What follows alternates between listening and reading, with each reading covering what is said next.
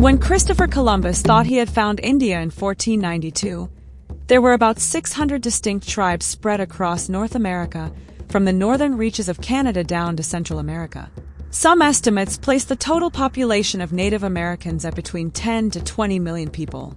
This represents an impressive cultural and demographic diversity, with each tribe having its own unique culture, rituals, and customs.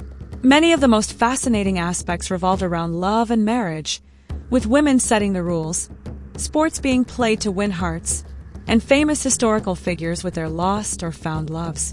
Here's how love and marriage were experienced by Native Americans. Courting with the flute.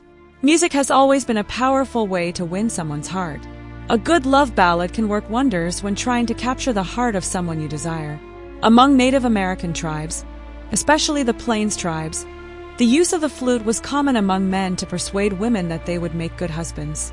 The flute courting ritual was a traditional practice used by the Kiowa people, a Native American tribe that historically lived on the southern Great Plains, in what is now Oklahoma, Texas, and New Mexico.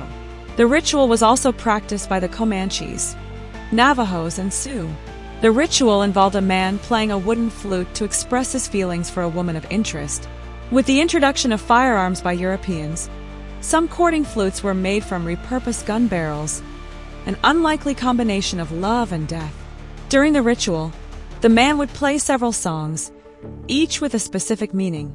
Some songs expressed a desire to court the woman, while others conveyed love and devotion. The woman would listen to the songs and respond with her own song, either accepting or rejecting the man's advances. The ritual was significant because it was an important way for young people to find romantic partners and start a family. It also allowed individuals to creatively express themselves through music and connect with the spiritual world. A possibly true example of flute courting is the story of Manolito, a Navajo leader who courted the daughter of Chief Narbona by using a flute to express his interest. Narbona's daughter accepted Manolito as her husband, and they married in a traditional Navajo ceremony. However, Manolito later married another woman, a Mexican named Juanita, complicating the romantic story. Cherokee Stickball. Just like today, Native Americans had athletes who sought to impress women with their athletic skills. Among the Cherokees, the sport known as Stickball, or Little Brother of War, played a deeply spiritual role and was vital in maintaining peace within and between tribes. The game originated thousands of years ago and was played for various reasons, including resolving conflicts between tribes, honoring the creator, and as a courting ritual. Cherokee Stickball allowed young men to prove their bravery and skill in front of potential partners. The game was also tied to the Cherokee dualistic belief system, which divided the world into two forces: the Red Force, representing war and aggression, and the White Force, representing peace and cooperation. Stickball was a personification of this duality, with opposing teams representing one of the two forces.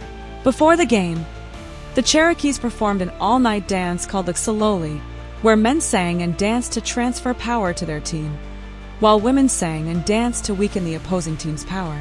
The goal of the game was to hit a ball made of deerskin or hair through a goalpost using a wooden stick. Though the game could be violent, it also had strict rules and was seen as a peaceful way to resolve conflicts. Today, Cherokee Stickball is still played by many Cherokee communities as a way to honor their ancestors and preserve their culture. Women in charge. The Haudenosaunee, also known as the Iroquois Confederacy, are a Native American tribe living in the northeastern part of North America, mainly in what is now New York State. For the Haudenosaunee, women played a central role. They were responsible for choosing their partners, in contrast to the more common practice of men selecting their wives in other societies. In Haudenosaunee culture, women held positions of authority and were responsible for appointing and selecting the male leaders who represented them in the council. They also ensured the continuity of the clan lineage, giving them the power to choose their partners. When a woman was ready to marry, she would seek the advice of her mother and the clan elders, who would assess the compatibility of potential suitors. After identifying a suitable partner, it was the woman who took the initiative in courting the man, offering gifts such as handmade clothing or jewelry, or starting a friendly conversation. If the man returned the interest, the two would continue courting until they decided to marry. The Haudenosaunee women also played an important role in the women's suffrage movement in the United States. Feminist leaders such as Elizabeth Cady Stanton and Matilda Jocelyn Gage were inspired by the Matrilineal Society of the Haudenosaunee, where women had power and influence to argue for women's rights in the U.S. This inspiration helped fuel the struggle that led to the ratification of the 19th Amendment in 1920, granting women the right to vote. The lost love of Geronimo. Geronimo was one of the most well-known Native American leaders of the 19th century, and his life was marked by tragedy. He became a symbol of resistance against the American and Mexican forces encroaching on Apache lands in the Southwest. What many people don't know is that the loss of his first wife was one of the motivations behind his battles. Geronimo was born in 1829 in what is now Arizona and grew up in a world of conflict as the Apache tribes fought to protect their lands from settlers. In his youth, Geronimo married a Lope, with whom he had 3 children. In 1851, while Geronimo, his wife, children, and mother were at an Apache camp in what is now the Mexican state of Chihuahua, Mexican soldiers attacked the camp, taking the lives of his family. Geronimo managed to escape, but the attack left deep scars on his soul. This tragic event became one of the main motivations for his campaigns against Mexican and American armies. Though he had other wives later on, the pain of losing a Lope continued to influence his actions. Experimental marriages. The Apaches and many other Native American tribes were much more liberal in their dating customs compared to the Christian Europeans who began invading their lands. One example of this is the practice of experimental marriages. In many tribes across North America, it was common for young couples to live together for a time to see if they were compatible before making the marriage official. This practice allowed young men and women to gain experience and knowledge about relationships, learning how to form successful partnerships. It also provided a more egalitarian approach to dating and marriage, where both partners had a voice in the decision-making process. At the end of the experimental period, the couple would decide whether to stay together or separate amicably. Cynthia and Parker, the White Comanche.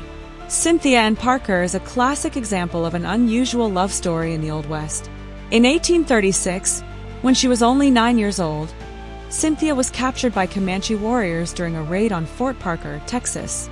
She was raised as a member of the tribe and eventually married Pita Nakona, one of the most powerful Comanche chiefs of the time. Despite it being common for Comanche men to have multiple wives, Pita Nakona apparently only had eyes for Cynthia. They had several children together, including Quanah Parker, who would become one of the most famous Comanche warriors of all time. The marriage between Cynthia and Pita was seen as an important symbol of unity between the Comanches and the white settlers of Texas. However, some white settlers believed that Cynthia had been forced into marriage, even though she refused to return to her family during several rescue attempts. In 1860, after an attack by the Texas Rangers, Pita Nakona was killed and Cynthia was taken back to her family.